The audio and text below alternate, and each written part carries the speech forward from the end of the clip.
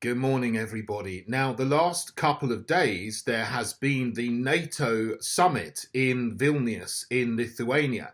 Now, that may have escaped your notice because here in the UK, the only story being run by the majority of newspapers and TV news outlets is who is the nonce in the BBC. But there are far, far more important and serious things going on than that. The future of the world could have been decided in the NATO summit, because what was on the table there was bringing Ukraine into the NATO alliance.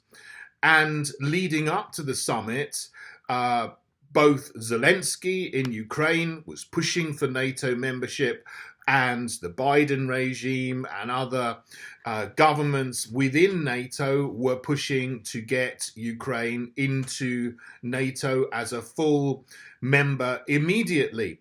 That would have started World War III at the very moment that happened, because, of course, if Ukraine became a member of NATO, that would mean that immediately there would be a hot war between NATO and Russia. And that would have led to a nuclear conflagration immediately. This is one of the tweets from Volodymyr Zelensky, and this was on the 10th of July, so the first day of the summit. On that day, he went to Vilnius thinking that he was going to be admitted into NATO. I won't read the whole thing, but one of the sentences in there is, "We already understand the fact that Ukraine will be in the alliance." So the understanding before the summit was that Ukraine would be admitted to NATO. However, during the summit, it seems that something has happened, and whether this is miraculous or not, I don't know, but it seems that there's been a complete turnaround and he's been given the cold shoulder. And this is a very good thing. And I think what's happened is that people have got together. They were pushing and pushing this counteroffensive in the south of Ukraine, thinking that they were going to break the Russian lines, take Melitopol, go and take Crimea, have a massive military success over the months of May and June, and the 6 or 7 or 8 weeks leading up to this NATO summit. And then they would victoriously say, well, this is wonderful. Ukraine has pushed back Russia, and now we can let them into NATO because we have a victory. They're defeating Russia. That didn't happen. It was never going to happen, because Russia is superior militarily to NATO, and this is what they found out. NATO countries, including my own, shamefully, have escalated and escalated and escalated this conflict into a proxy war, which should never have started in the first place and could easily have been avoided if we'd stuck to the Minsk agreements and sought peace at the beginning of the Russian special military operation, but we didn't. Our leaders that we have escalated, and they've sent more and more destructive weapons, up to the point of sending these tanks, Leopard tanks, Challenger tanks, Abrams tanks, in order to give Ukraine a strategic advantage over Russian weaponry. But it hasn't worked, because they've just got stuck in the mud and they're getting blown to smithereens wherever they are. Now you have it may be in desperation, but the hideous prospect of the United States sending cluster bombs to Ukraine, which are banned by 100 countries, because even though war is terrible, there is a veneer of decency that some people try to put over war and say, well, we're not going to use these weapons because of the damage that they do, and the ongoing damage that they will do to a place, a nation after a war. If you use cluster bombs, if you use depleted uranium, if you use white phosphorus, chemical weapons, biological weapons, They don't stay in the area of conflict where the armies are firing at each other. They harm civilians, they harm the environment, and they will carry on doing harm and damage for decades to come. But despite that, America, deplorably, under the Biden regime, is sending cluster bombs to Ukraine. So what Russia has said, well, if you use them on us, we'll use them on you. Fair enough, I guess. Not that you want it to escalate in that way. But every time that NATO countries escalate, they don't push through and it just goes wrong. And I think they've realized, finally, after a year and a quarter, nearly a year and a half of escalating this proxy war, that they're not going to beat Russia. And Ukraine is devastated. Their air force was devastated at the beginning. And Russia's aims to demilitarize Ukraine have largely been achieved, and to denazify Ukraine has largely been achieved. And then they want to ensure that Ukraine is neutral and does not become a NATO member. And now that looks like that's being achieved. So the NATO leaders have given Zelensky the cold shoulder.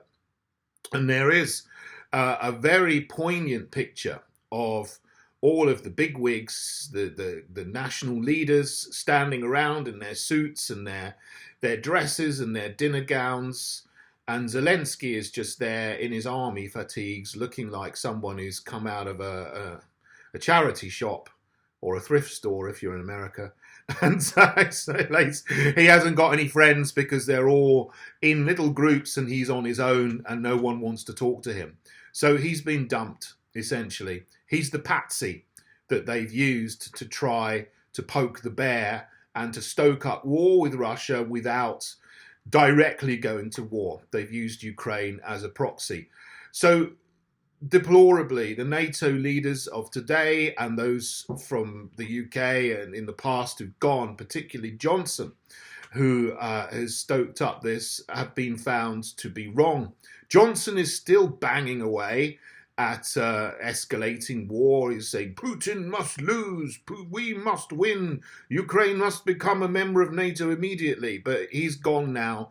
Johnson is now an irrelevance, thank goodness, because he was one of the biggest warmongers of them all.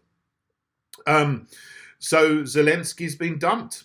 And he said in an updated tweet, so this is just a few hours after his first tweet at the summit saying, we understand NATO is going to become a member, he says, well, this is when they've made the announcement that Ukraine has no immediate path to becoming a member. So they're saving face in a way by saying, well, yeah, we want Ukraine to become a member of NATO sometime in the future, but they're not setting any kind of framework to allow Ukraine in immediately, like they have with Finland, and imminently. So Zelensky said it's unprecedented and absurd when a time frame is not set neither for the invitation nor for Ukraine's membership. Well, that's rather poor English, but I think he's saying there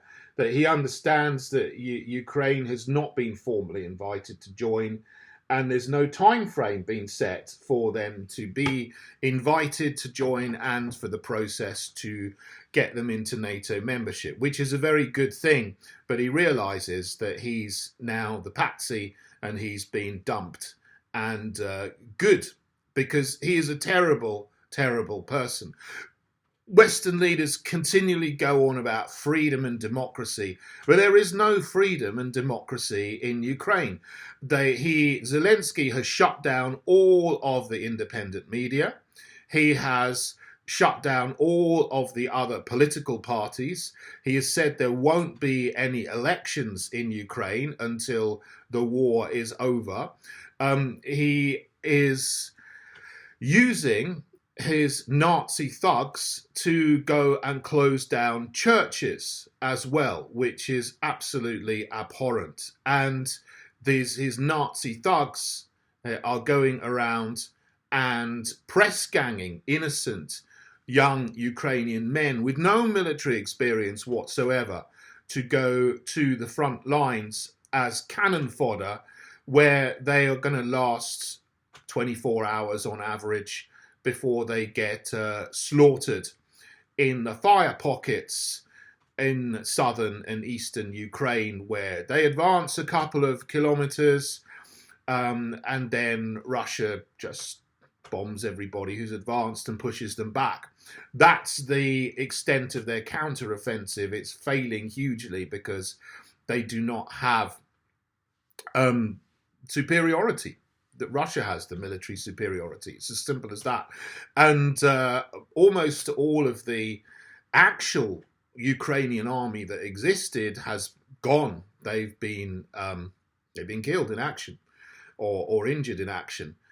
So now they have untrained men and many mercenaries as well, because you see the videos of action on the front line and you hear British, Irish, American, Polish, Lithuanian, German. There's people from all over NATO countries going to fight there as mercenaries. Now, and this is clearly, obviously a fact, because you can see it and you can hear them, and on the front lines in videos and things that they make and post on Telegram for some reason. Just very undisciplined to do that, but that's what they're doing to show that they're there in Ukraine being heroes, but they're getting slaughtered. And the quicker this war ends, the fewer deaths there are going to be. It's as simple as that. And what we should do now is end this immediately. There is one person in the NATO summit who is saying what is right, and that is Viktor Orban, the Prime Minister of Hungary, or President of Hungary, I think. I'm not sure whether he's Prime Minister or President, who's saying that we should not be escalating this war. We should be making peace. And and he said that pretty consistently from the beginning, like I have in this country, where there are very few others, and no one from the main or the older political parties that are full of warmongers. We need to change our leaders in NATO countries, in Western countries, and choose another path for the future where we are friends and partners with Russia, where we get rid of this terrible Zelensky. I mean, I'm not anything to do with the people in NATO, but now they realise they're dumping Zelensky. And it looks like very soon he's going to be going the way of Saddam Hussein and Muammar Gaddafi, both of whom were supported for a time by the West, and then when they served their purpose, they got dispatched. Looks like that time is coming for Zelensky, and he knows it. I don't care of anything for him. He's a deplorable person. But I do care about the Ukrainian people. I do care about the Russian people, because they're both wonderful, wonderful people. And they deserve better than to be used by these dreadful warmongers who only care about themselves and their money laundering and their people trafficking and their weapon sales. They don't care about people. And you can see that in how they've treated Ukraine. And this needs to stop. And we need to de-escalate, make peace, and make a better future for our world.